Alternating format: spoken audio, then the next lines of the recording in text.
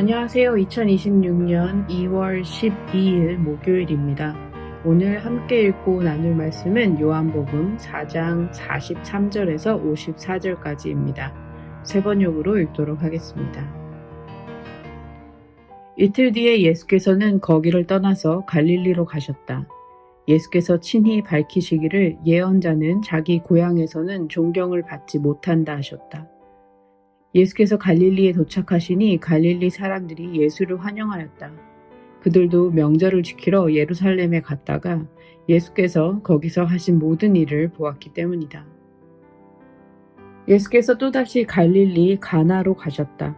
그곳은 전에 물로 포도주를 만드신 곳이다. 거기에 왕의 신하가 한 사람 있었는데 그의 아들이 가버나움에서 앓고 있었다. 그 사람은 예수께서 유대에서 나와 갈릴리로 들어오셨다는 소문을 듣고 예수께 와서 제발 가버나움으로 내려오셔서 아들을 고쳐주십시오 하고 애원하였다. 아들이 거의 죽게 되었기 때문이다. 예수께서 그에게 말씀하셨다. 너희는 표징이나 기이한 일들을 보지 않고는 결코 믿으려고 하지 않는다. 그 신하가 예수께 간청하였다. 선생님, 내 아이가 죽기 전에 내려와 주십시오. 예수께서 말씀하셨다. 돌아가거라, 내 아들이 살 것이다. 그는 예수께서 자기에게 하신 말씀을 믿고 떠나갔다. 그가 내려가는 도중에 종들이 마중 나와 그 아이가 살았다고 보고하였다. 그가 종들에게 아이가 낫게 된 때를 물어보니 어제 오후 1시에 열기가 떨어졌습니다 하고 종들이 대답하였다. 아이 아버지는 그때가 예수께서 그에게 내 아들이 살 것이다 하고 말씀하신 바로 그 시각인 것을 알았다. 그래서 그와 그의 온 집안이 함께 예수를 믿었다. 이것은 예수께서 유대에서 나와서 갈릴리로 돌아오신 뒤에 행하신 두 번째 표징이다. 아멘. 요한복음 4장은 예수님을 만난 사람들이 어떻게 믿음의 여정을 시작하는지를 아주 생생하게 보여주는 장입니다. 사마리아 여인, 사마리아 지역 사람들, 그리고 갈릴리의 왕의 신하까지 서로 전혀 다른 배경을 가진 사람들이 차례로 등장합니다. 하지만 이 이야기의 한가운데는 우리 모두를 향한 중요한 질문 한 가지가 자리하고 있습니다. 우리는 무엇을 기대하며 예수님을 믿고 있는지, 우리가 붙들고 있는 것이 정말 예수님 자신인지 아니면 그분이 주실 결과인지를 묻는 질문입니다. 그렇다면 지금 우리의 믿음은 어떤 방향을 향해 걷고 있으며 그 길은 우리의 삶을 어디로 이끌고 있습니까? 이 장의 중심에는 예수님께서 약속하신 생수가 있습니다. 예수님은 이 물이 잠시 갈증을 해소해주는 물이 아니라 사람 안에서 영원한 생명으로 솟아나는 하나님의 선물이라고 말씀하십니다. 사마리아 여인은 처음에 이 말씀을 야곱의 우물이라는 익숙한 틀 안에서 이해하려 했습니다. 조상 대대로 내려온 우물, 전통과 역사, 그리고 종교적 유산 말입니다. 그러나 예수님은 아무리 오래되고 익숙한 것이고 좋은 것이라고 해도 그것이 사람의 깊은 갈증을 궁극적으로 해결해 주지 못한다고 말씀하십니다. 조금 더 4장의 앞부분의 이야기를 할 텐데요. 그렇다면 이 생수를 얻기 위해 무엇이 필요할까요? 예수님은 사마리아 여인과의 대화를 통해 아주 중요한 한 가지를 보여주십니다. 그것은 바로 마음의 정직함입니다. 자신의 아픔과 결핍, 숨기고 싶은 삶의 자리를 감추지 않고 있는 그대로 하나님 앞에 가지고 나아오는 태도입니다. 예수님께서 사마리아 여인의 삶을 드러내신 것은 그녀를 부끄럽게 하시기 위함이 아니었습니다. 그녀를 당신의 사랑으로 불러내어 더 이상 삶의 무게에 눌려있지 않고 진리 앞에 서게 하시기 위함이었습니다.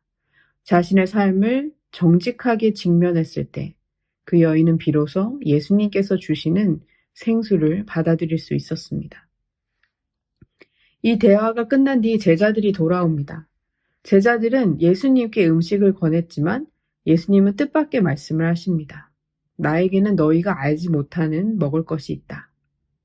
제자들은 이 말씀을 이해하지 못했습니다. 누군가 음식을 가져다 드린 것이 아닐까 하며 서로 묻습니다. 예수님은 이렇게 설명하십니다. 내 음식은 나를 보내신 이의 뜻을 행하고 그 일을 이루는 것이다. 이 장면에서 제자들의 오해는 사마리아 여인의 오해와 닮아 있습니다. 여인은 물을, 제자들은 음식을 생각했습니다.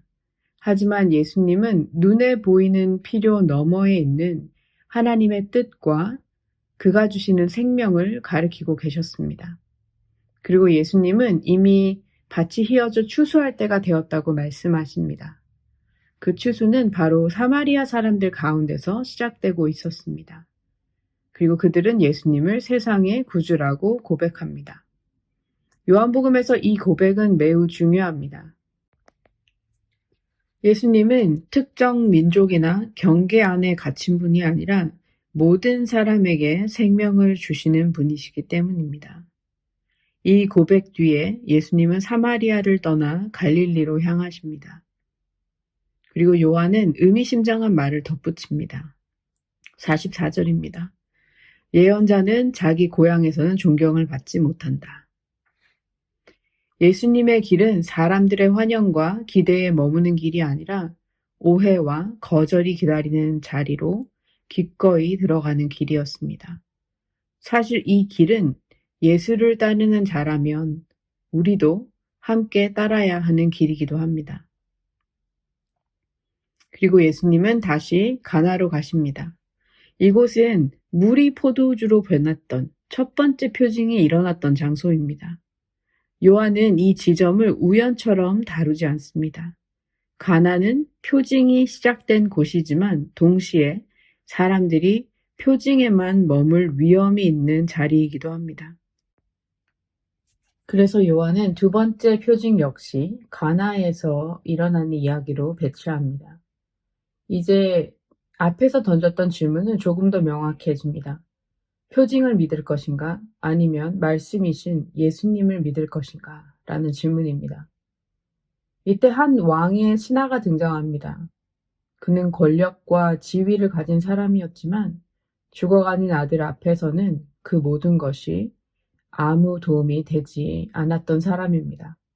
그는 예수님께 간절히 매달립니다. 제발 가버나움으로 내려오셔서 아들을 고쳐주십시오. 그러나 예수님은 그와 함께 가시지 않습니다. 대신 단 한 문장만 말씀하십니다. 돌아가거라. 내 아들이 살 것이다. 이제 이 신하는 선택의 자리에 서 있습니다. 눈앞에 아무런 표징도 증거도 없고 상황은 여전히 달라진 것이 없습니다. 예수님께서도 함께 가시지 않습니다. 그럼에도 그는 아마도 자신의 무력함을 인정하는 정직한 마음으로 오직 주님의 말씀을 믿고 길을 떠납니다.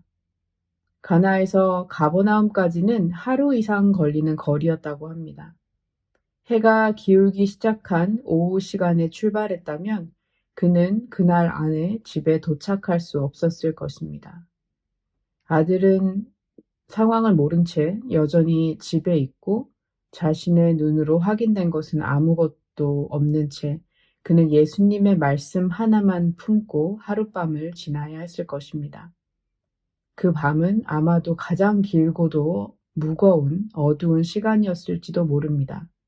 믿음과 불안, 소망과 두려움이 함께 뒤섞인 그런 밤이었을 것입니다. 그리고 다음 날 돌아가는 길에서 아들이 살아있다는 소식을 듣게 됩니다.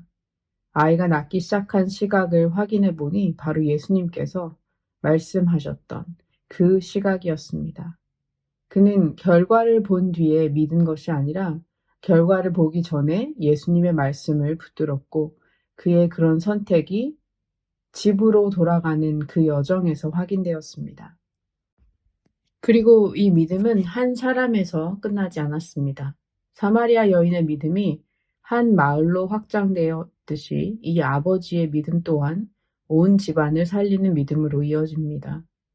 요한은 이 사건을 두 번째 표징이라고 부르며 이야기를 마무리합니다.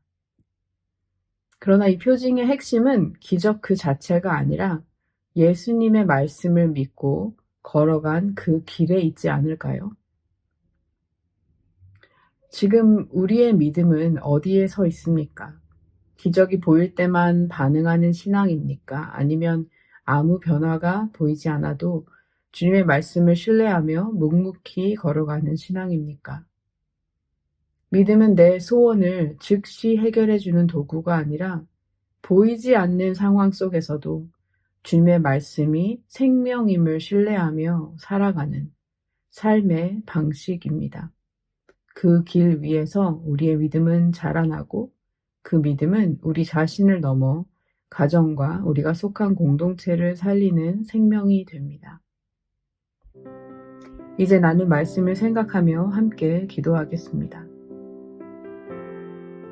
하나님 아버지, 우리가 예수님을 믿는다고 고백할 때 과연 우리가 무엇을 기대하며 주님을 향한 믿음을 고백하는지 이 시간 오늘 주신 말씀을 통해 우리 자신을 정직하게 돌아봅니다.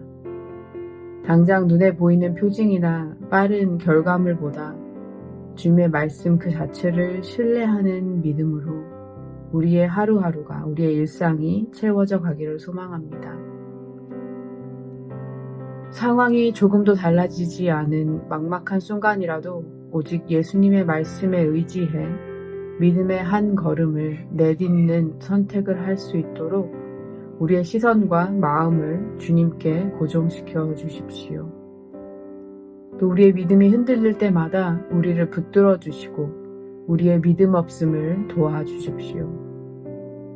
이렇게 약한 우리의 믿음이라도 우리의 삶과 가정 그리고 우리가 속한 모든 공동체 안에서 풍성한 생명의 열매로 맺어지기를 간절히 소원합니다.